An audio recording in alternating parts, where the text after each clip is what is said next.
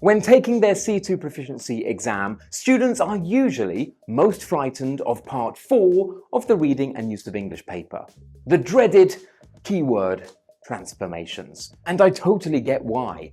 These can be terrifying. So why don't we face our fears together? We're going to look at 5 C2 Proficiency keyword transformation questions and talk about what strategies you can apply to make sure you get the marks that you want. Let's go!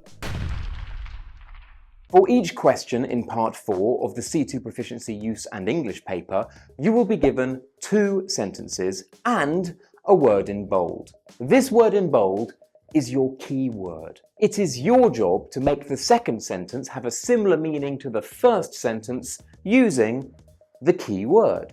You must use between 3 and 8 words to do this, and no, you cannot change the key word. It must stay exactly the same. Each question is worth 2 marks, and there are 6 questions in total. In total, you have 90 minutes to complete the reading and use of English paper, so I recommend dedicating about 30 minutes to parts 1 to 4, which will give you 60 minutes to deal with parts 5, 6, and 7. During your first 30 minutes, please do not spend more than 10 minutes on the keyword transformations, because then you're taking valuable time away from your reading. In fact, you probably won't need a full 1 hour to do the reading, so after you have done parts 5, 6, and 7, you can always go back and retry those keyword transformation exercises that really hurt your brain box. Trust me, sometimes all you need is a fresh pair of eyes. Anyway, let's have a look at our 5 examples and talk about the best strategies that you can use to help you do your very best in this terrible exercise. Let's begin.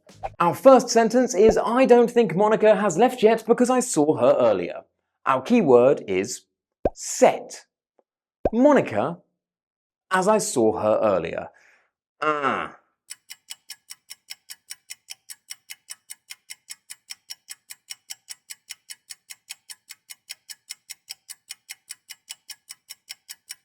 The first thing that we need to do is eliminate repeated information in both sentences. This is because this is meaning that we do not need to repeat in our 3 to 8 words.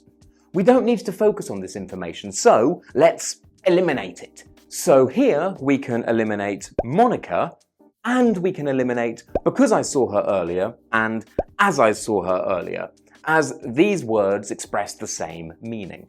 So now we know in this exercise we need to find a way to express the idea of I don't think she has left yet with our keyword set. So, looking at set, can you see anything that we can make with the word set that could express some of this meaning? Well, yeah, I can think of the phrasal verb to set off, which means to leave or to start a journey. So for now, let us say Monica set off yet as I saw her earlier. Now, obviously this is not correct, but we're getting closer. We could say Monica has not set off yet as I saw her earlier. However, this is wrong because it doesn't quite capture the meaning of the first sentence. The first sentence says, I don't think. So we're not entirely sure, and we need to express this uncertainty about the past in our second sentence. So, what grammar structure do we need to use to express uncertainty about the past? Well, let me tell you. A past modal of deduction. And to express something that we are pretty sure did not happen in the past, we use can't or couldn't, plus have, plus a past participle. So this finally gives us Monica could not have set off yet as I saw her earlier. Oof. And as I said before, every question is worth 2 marks. In this example, you get 1 point for saying can't or couldn't have, and another point for saying set off yet. How did you do? So what is this question actually testing? It is testing your knowledge of past modals of deduction and when it is appropriate to use them, and also it's testing your knowledge of phrasal verbs. So let's look at another one. Our first sentence is you should stop acting like you are my boss. Our keyword is though. It's high time, my boss. Oh, golly, golly, gosh.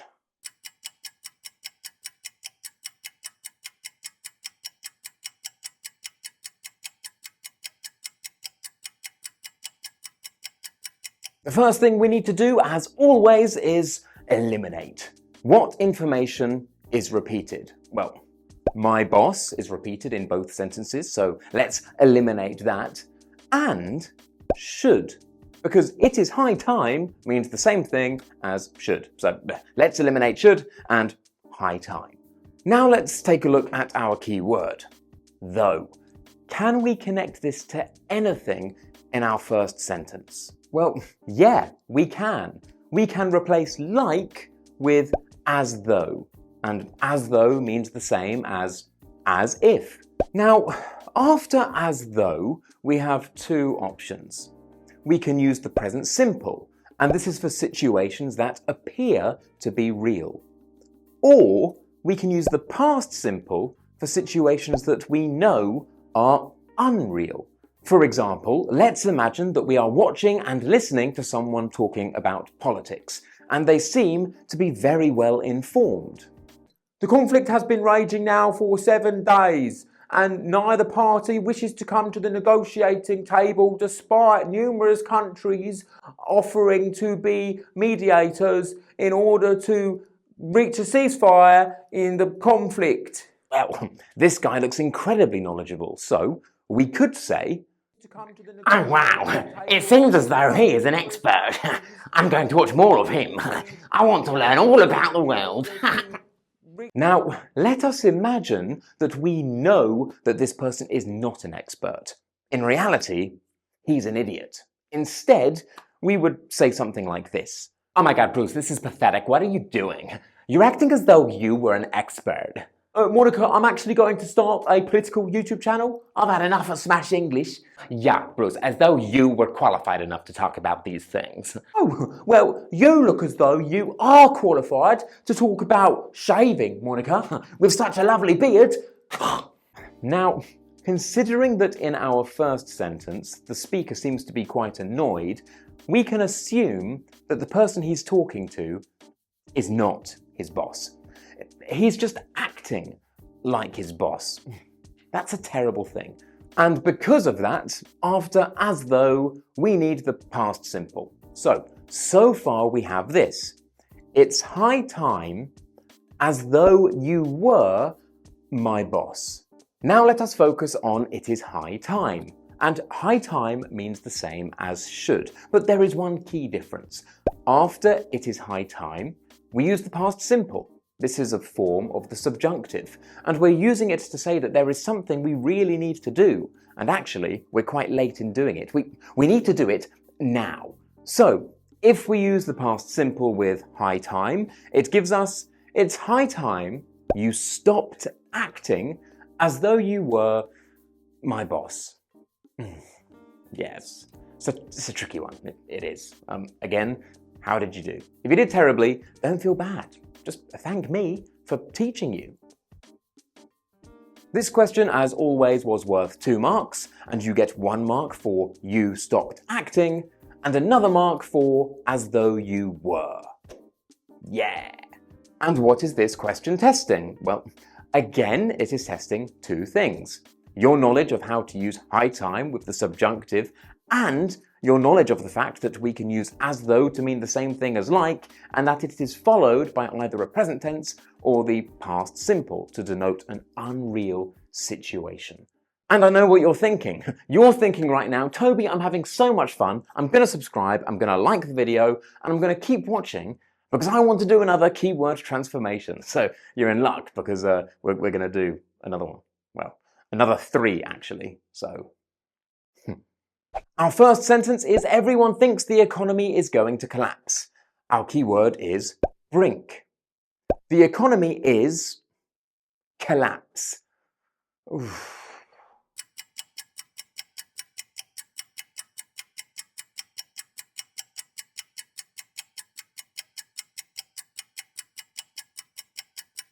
And now, in my opinion, things get considerably harder because you cannot really solve this deductively.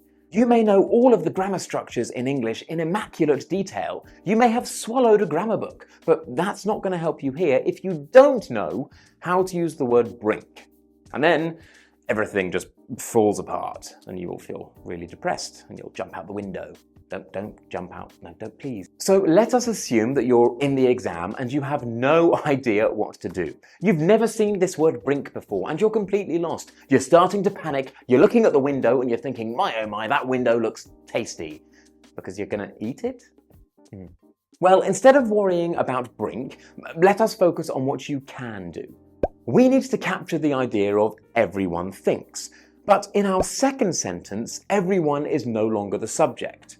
In fact, the subject of our second sentence is the object of our first sentence, the economy. And this suggests that we need to use the passive. And we do. We need to use something called a passive reporting structure. And this is a B2 structure. If you don't know about it, you can learn all about it here, but you're doing the C2 exam, so this should be easy. The structure is subject plus be plus the past participle of your reporting verb plus to plus the infinitive. So for this question, this gives us the economy is thought to. Now, you're taking the C2 exam. As I've said, you should be familiar with this grammar structure. So let's imagine that you've got that. You've written it down and you're really excited. However, you've still got 0 marks because you have not used the key word. So if you're in this situation, here is my advice. Write the economy is thought to and then just write brink. There you go. You've got 1 mark now. So even though you know it's wrong, you know that you haven't been a complete failure. So stop looking at the window and move on to the next question. So now we have the economy is thought to brink, collapse. And now let us focus on that terrible word, brink. In modern English, we only really find the word brink in one fixed expression. To be on the brink of plus object or gerund. So collapse in our second sentence isn't actually the verb to collapse. Instead, it's the noun. Collapse, the collapse, collapse. Noun. And to be on the brink of something means to be very close to something happening. And it's usually for incredibly negative things. For example, you could be on the brink of war, on the brink of destruction, on the brink of tears, on the brink of bankruptcy, on the brink of failure, failing your C2 Proficiency exam. Yeah, Mr. Toby, I'm always on the brink. In fact, I'm totally on the brink right now. I don't know how I can go on. You get the idea. It's all very depressing, being on the brink. And so in this example, our full answer is, the economy is thought to be on the brink of collapse. Yeah, that was not an easy one. It was testing for 2 things. Your knowledge of passive reporting verbs and the prepositional phrase on the brink of. And if you didn't know the prepositional phrase on the brink of, then you could only possibly get 1 mark. And if you only got 1 mark, or if you got 0 marks, well, don't let it get you down. You've learned something. Woohoo! Isn't learning fun? Our first sentence is, we must remember how sensitive Monica is. Our key word is sight. We must. Monica is very sensitive. Yeah, this is totally true. I'm so emotional. Yes, Monica, we know. Why do you think I drink so much?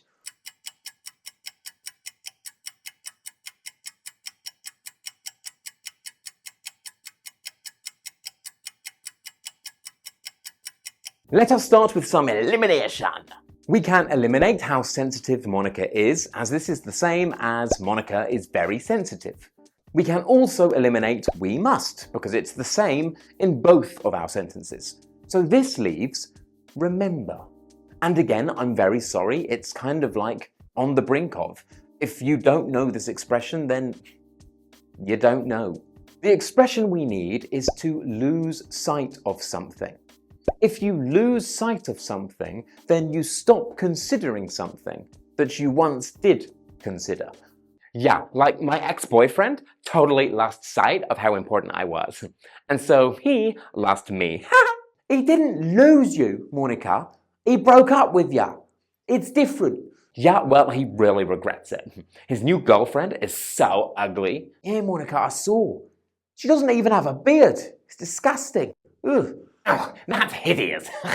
I could never be with a woman without a beard, Monica. Ew.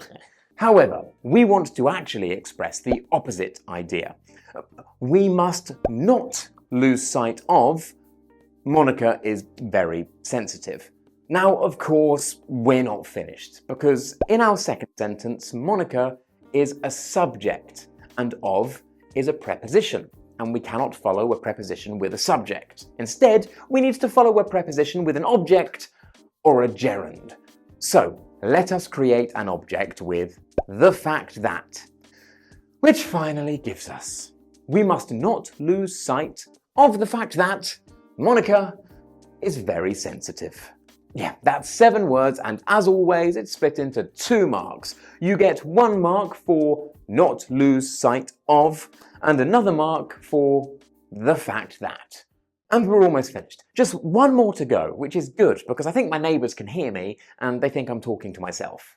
I'm just that crazy guy that talks to himself downstairs. Our first sentence is, without Toby's skillful teaching, I would have failed my proficiency exam. Our key word is skill. Had it, I would have failed my C2 Proficiency exam.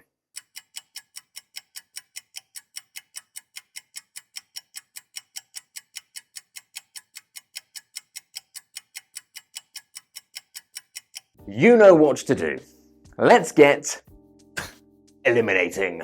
We can entirely eliminate the second clause of both sentences.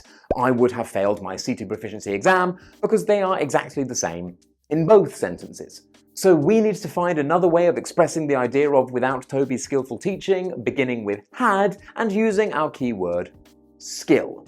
And as I'm sure you know at the proficiency level, the skill is the noun of the adjective skillful. Knowledge. The question is, what is the grammatical pattern that often follows the noun skill? It is skill plus in plus object or gerund, the ing form. So skillful teaching would become skill in teaching. And whose skill in teaching are we talking about? Well, we're talking about Toby's skill in teaching. So let's put skill in teaching. Had it Toby's skill in teaching, I would have failed my C2 Proficiency exam. Okay, we're getting closer. Now, we're talking about an imaginary past here. So we need to use a third conditional, but our second sentence doesn't begin with if. Ooh, so confusing. Well, actually, it's not that confusing if you understand that we can invert the third conditional. And we do that by putting our auxiliary verb before our subject. You can learn all about inverting conditionals up here. But inverting the third conditional is actually incredibly easy. Instead of using if plus subject plus had plus a past participle, you just use had plus subject plus past participle. So it's easier than the original third conditional, isn't it? Really? It is. So that finally gives us, had it not been for Toby's skill in teaching, I would have failed my C2 Proficiency exam. Easy. Here you get 1 point for not being for, and another point for Toby's skill in teaching. And of course, this question is testing your ability to invert third conditionals and understand the grammar pattern that accompanies skill as a noun. Marvelous, I feel so happy.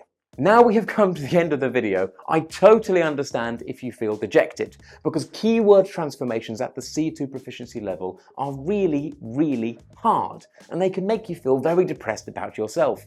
I'm a native speaker. Sometimes I look at them and I think, oh my gosh, I don't know what to do here. What am I? A genius? But I promise you, the more you practice them, the easier they get. And in addition, for every single one that you get wrong while you're practicing is another grammar structure, another expression, and another idiom that you've learned. So take away the positives. And with that, we've finished. If you liked the video, don't forget to smash that like button, subscribe if you haven't already, leave a comment down below. My name is Toby, and this was Smash English.